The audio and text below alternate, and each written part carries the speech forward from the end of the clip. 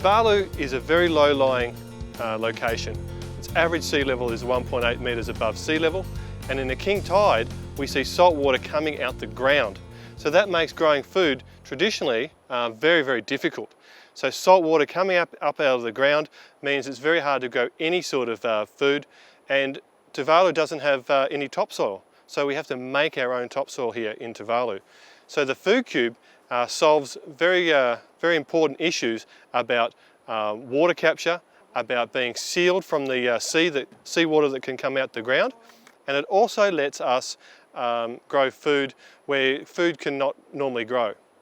We've developed a climate adaptive way of growing food in a containerised module that we call a Foodcube, which is made from recycled plastic in Australia, and we have developed a way to containerise growing so that we can grow food, nutritious food, using local inputs like you see around us here, and use that in a local context to grow food. Biofuel is funded by the Australian Government, the Department of Foreign Affairs and Trade, DFAT, and we're also very pleased to be working with the Department of Agriculture in Tuvalu, SPC, ACR, the CSIRO and various universities to get the right mix of expertise into growing getting the best compost, getting the best conditions and setting up community gardens to give the optimal outcome.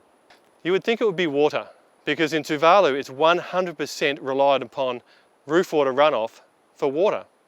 But it turns out it's the compost that is the absolute limiting factor to grow food. Compost making is not a traditional exercise in Tuvalu. It's used in traditional food growing in like the palaka pits, but growing food using compost at home is very difficult in Tuvalu. So we're really helping to train people to make new compost.